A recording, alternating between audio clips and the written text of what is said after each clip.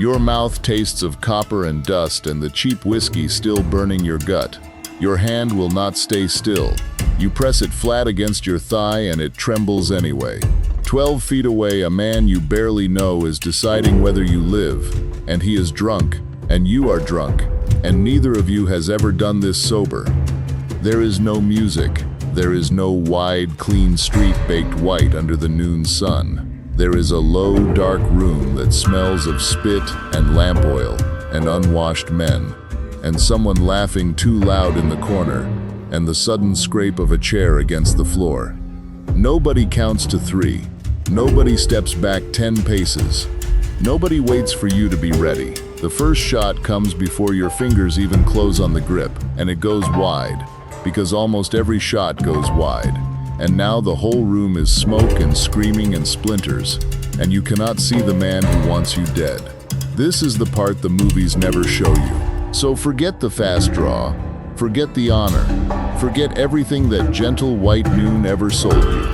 You already know the scene. You have watched it 100 times without ever choosing to. 2 men on an empty street. The town holds its breath. Shutters close. A dog trots away. The clock ticks toward 12. The 2 of them stand 50 feet apart, hands hovering over polished holsters, eyes locked, coats pushed back. One twitch, one blur of motion, one clean shot to the heart, and the loser folds into the dust, while the winner blows the smoke from his barrel and walks away untouched. It is a beautiful lie. It is one of the most successful lies ever told, and almost none of it ever happened. The quick-draw duel at high noon is not history. It is theater. It was invented by dime novelists selling nickel fantasies to bored men back east, then polished for 60 years by Hollywood, until the polish became the memory. The face-to-face duel, agreed in advance, fought by 2 willing men at a marked distance, was so rare across the entire American frontier that historians can count the real ones on their fingers. What actually killed men in the West was uglier, faster, and far more stupid than anything a screenwriter would dare to film. Because real violence has no choreography. Real violence is a drunk decision made in a single second and regretted for the rest of a very short life. If you want to keep seeing the past stripped of its makeup, the way it truly smelled and bled, subscribe and stay down here in the dirt with us. This is the history they were too afraid to show you. Let us start with how these fights truly began, because it was never a formal challenge. It began the way ugly things always begin, with too much whiskey and too little space. You are in the saloon because there is nowhere else to be. The West is boredom stitched to hardship, and the saloon is the only warm, loud-lit room for 40 miles. Feel the place around you. The floor is sticky with spilled beer and tobacco spit that men fire toward brass cans and mostly miss. The air is thick enough to lean on, layered with cigar smoke and lamp oil, and the sour reek of bodies that have not seen soap in weeks. Someone is playing the same 3 notes on an out-of-tune piano. Someone is coughing wet in the corner. A woman laughs a laugh that has no joy in it. The whole room sweats. You have been drinking a liquor that is closer to poison than pleasure, cut with tobacco and turpentine and God knows what, sold under names like tarantula juice and coffin varnish because everyone already understood what it did to a man. It has been hours. The cards have not been kind. Across the table, a man has been winning. You suspect he has been cheating. You may be wrong. It does not matter. The suspicion has grown teeth. He says something about your mother, or your luck, or the money you owe. You say something back. A chair scrapes. Somewhere, a man you have never met decides tonight is the night he proves he is not afraid of anyone. And in the time it takes to draw one breath, 2 men who woke up that morning with no intention of dying are reaching for iron. There was no code. There was no waiting. Nobody let the other man get set. The whole romantic idea of fairness, of letting your enemy draw first, of giving him a sporting chance, would have gotten you buried. The men who survived the West survived because they understood one filthy truth. The only advantage that mattered was surprise. You did not announce. You did not posture. If you had truly decided to kill a man, you shot him when he was not looking, and you shot him as many times as it took. Honor was a story told about the dead. It was never a rule the living obeyed. And here is a thing the legend gets exactly backwards. The famous cattle towns, the very places the movies fill with blazing pistols, were the places most likely to take your gun away at the door. Dodge City, Abilene, Tombstone, Wichita. They passed ordinances against carrying firearms inside the town limits. You rode in, and the first thing the law did was make you hand over your iron and hang it on a board behind the marshal or leave it with the livery. The whole point of a frontier town was to be a place where men could spend money and not be shot for it. The businessmen wanted your dollars, not your corpse in the road scaring off trade. So the truly lawless West, the West of constant gunplay, mostly existed on the trail and in the raw new camps that had no law yet. The moment a place got a marshal and a bank and a church, it wanted the guns gone. The gunfight was not the daily rhythm of the West. It was the exception that the West itself was desperate to stamp out. Most men who lived their whole lives on the frontier never once fired a weapon at another human being. They died of fever, of accidents, of horses, of cold, of the 1,000 quiet ways the land killed you without ceremony. The revolver killed far fewer men than the winter did, but no one sells a poster of dysentery. Now put the gun in your hand and feel how little you can trust it. This is the piece the fantasy erases most completely. In your palm is not the flawless machine of the films. It is a cap and ball revolver, or an early cartridge pistol, heavy and temperamental and half blind. To load it, you may have poured loose black powder into each chamber, pressed a lead ball on top, capped it, and prayed. Prayed the powder was dry, prayed the cap would spark, prayed the whole cylinder would not go up at once in your hand. Black powder does not fire clean. It fouls, it cakes, it draws damp out of the air and turns to paste.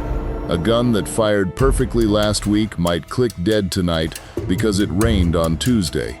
Chambers misfired constantly. A man would aim, squeeze, and hear nothing but a flat, useless snap while his enemy was still very much alive and now very much aware. And even when it fired badly. The barrels were short, the sights were crude or absent. The recoil bucked the muzzle skyward. These were not precision instruments built for a marksman on a range. They were close-range tools built to be waved at a man and emptied in a panic. The idea of a gunfighter calmly placing one perfect round through a heart at 50 paces is an insult to how these weapons actually behaved. And then there is the sound. Nobody warns you about the sound. A black powder pistol going off in a closed wooden room is not a crack. It is a blow to the whole body. It slaps the air out of your chest. It leaves your ears ringing with a high, thin whine that swallows every other noise, so that the screaming and the shouting come to you as if from underwater. Men walked away from gunfights half-deaf for hours. Some walked away half-deaf forever. The flash blinds you in a dark room. The smoke chokes you. The burnt powder coats your tongue with a taste like sucking a nail. Every sense you own is assaulted at once, and in the middle of that assault you are supposed to aim. You do not aim. Almost no one aims. You point, and you flinch, and you pull, and you hope. So the men did not fight at 50 paces. They fought close, horribly close. Real gunfights happened at distances that would make you sick. Not the length of a street, the length of a card table. 2 men, 3 men, 4 men, firing at each other from 6 feet, from 10 feet, sometimes near enough to grab a wrist, close enough to smell the fear on the other man, close enough that the muzzle flash could set his shirt smoking. And still they missed. God, how they missed. Here is the number the movies could never survive. In many documented gunfights, the men involved fired again and again and hit almost nothing. Hands shake when death is in the room. The heart hammers so hard the whole arm jumps. The black powder throws up a wall of gray smoke after the first shot, and now nobody can see anyone, and men are firing blind into a fog at shapes and sounds and the memory of where a body used to be. Shots went into ceilings. Shots went into floors. Shots went into walls, into bottles, into horses tied outside, into the poor souls who had come only to drink. The bystander was the most common casualty of the Old West gunfight. Not the two fools who started it, the stranger at the bar, the woman upstairs, the old man asleep against the far wall who caught a stray round through a plank he thought was solid. The West did not aim well. It simply threw lead into crowded rooms and let chance sort the dying. If this reality hits harder than any movie ever did, leave a like. It tells me to keep digging where the cameras never pointed. And there was a clock running the whole time, though nobody sold you that either.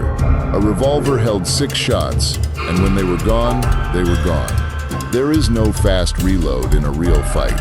You do not flip a cylinder open and slap in fresh rounds in a heartbeat.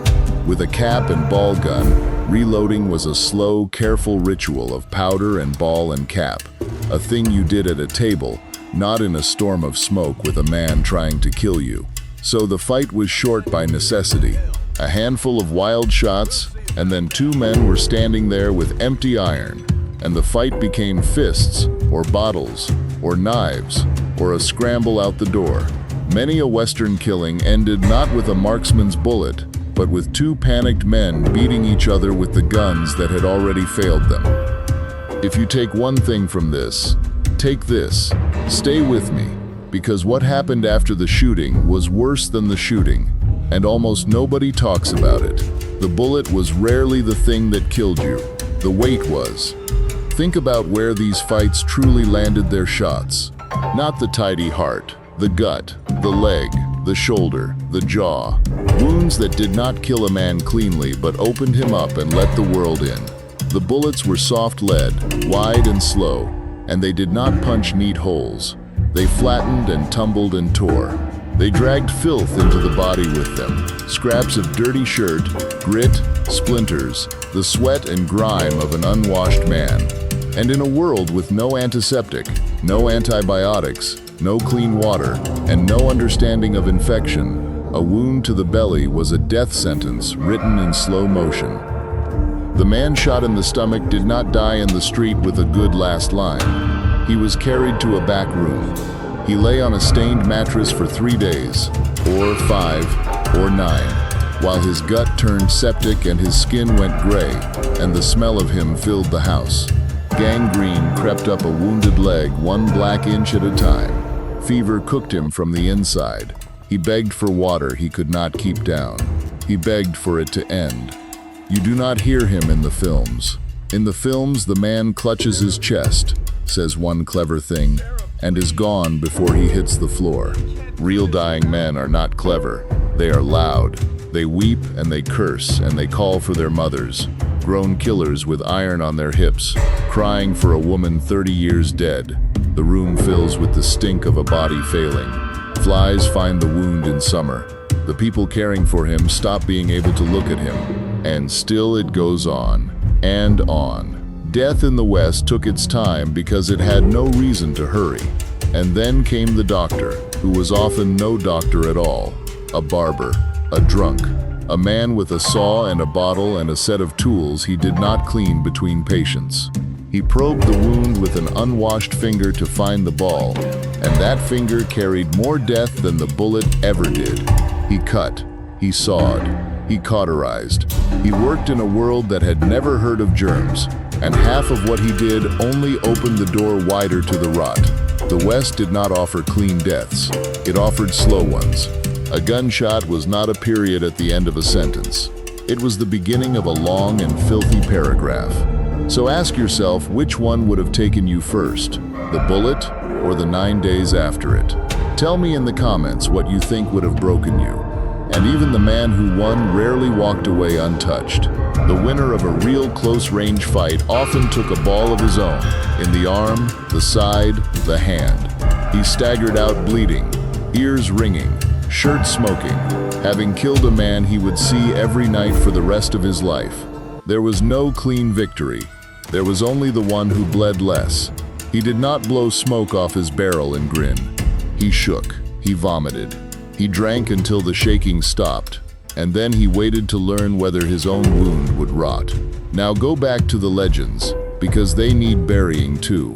The famous gunfighters, the names carved into 1,000 posters, were not the noble duelists of the screen. They were killers who understood the value of a bad angle. The most feared men of the frontier built their reputations not on facing enemies fairly, but on catching them unready. From behind, from ambush, from across a dark room before the other man knew the fight had even begun. Men were shot in the back stepping out of doorways. Men were shot sitting down mid-sentence, holding cards. One of the most famous killings of the entire era was a man taking a bullet to the back of the head while playing poker, never seeing the hand that did it, folding forward onto the table he had been winning at. That was not a rare disgrace. That was the shape of it. That was normal. The fast draw, timed to the fraction of a second. The twirl, the fanning of the hammer with a flat palm. The notches filed into the grip to count the dead. Invented. All of it. Fanning a revolver throws your aim to the wind, and was near useless in a real fight. No serious man notched his gun like a schoolboy scoring a game. The theatrics were sold to audiences who wanted their killers glamorous. The real killers wanted only to walk away, and they did whatever ugly, quiet thing it took to manage it. Even the great showdowns you think you know were nothing like the tale. The most famous gunfight in American memory lasted about 30 seconds and was fought at a distance you could cross in 3 steps, in a cramped lot between buildings, close enough to touch, confused and smoke-choked and over, almost before it began. No slow walk, no locked eyes at 50 feet, just a knot of frightened armed men in a tight space, and 30 seconds of chaos, and bodies in the dirt. So where did the beautiful lie come from? It came from paper. While the real West was busy dying of infection in back rooms, men back east were getting rich, selling it as a fairy tale. The dime novels churned out hundreds of stories with the same clean hero, the same fair duel, the same untouchable marksman, printed cheap and read by the million. Living gunmen read these stories about themselves and learned to play the part, because the legend paid better than the truth. Some of them toured in stage shows, acting out duels that never happened for crowds who wanted to believe. By the time the cameras arrived, the lie was already older than most of the audience. Hollywood did not invent the myth, it only inherited it and made it move. We remember the costume, we forgot the corpse. And look at who was actually doing the killing. Not weathered old masters with a lifetime of duels behind them. Boys. Most of these men were in their teens and 20s, half-formed, drunk, poor, and desperate to be feared, because being feared was the only power a nobody could seize. They killed young and they died young. A reputation as a dangerous man was a death sentence, because it meant every other frightened boy in every other saloon wanted to be the one who brought you down. The gunfighter did not retire to a rocking chair. He was shot in the back by someone hungrier, in a town he was only passing through, over nothing at all. Courage in the West came in a bottle and left through a wound. Take away the whiskey and most of these fights never happen. The drink built the anger, drowned the fear, and steadied nothing. It put the gun in the hand, and then made sure the hand could not shoot straight. The Old West did not run on bravery. It ran on liquor and pride and the terrible boredom of young men with weapons and nothing to lose. So stand once more where we began. The low room, the bad whiskey, the trembling hand you cannot command. There is no orchestra swelling, there is no clean noon light. There is only smoke and shouting and the flat crack of a misfire, the sweet copper smell of blood already on the boards, a man face down across the cards, and the slow understanding that nothing here was brave, and nothing here was fair, and nothing here will be remembered the way it truly was. The men of the West did not duel. They ambushed and panicked and missed and died of infection in back rooms that smelled of rot. Their guns jammed. Their aim failed. Their courage was mostly whiskey, and their honor was a costume sewn long after they were in the ground, by men who never smelled the powder and never watched a friend take 9 days to die from a hole the size of a thumb. The truth of the gunfight is not a clock ticking toward high noon. It is a dark room, a shaking hand, and a lead ball too soft and too slow to do anything cleanly. That is what it actually looked like. That is what they were too polite to show you. And once you have seen it, the noon duel never looks quite so beautiful again. If you want to step into another world that history quietly scrubbed clean for you, there is more of it waiting on this channel. Come see what else they buried.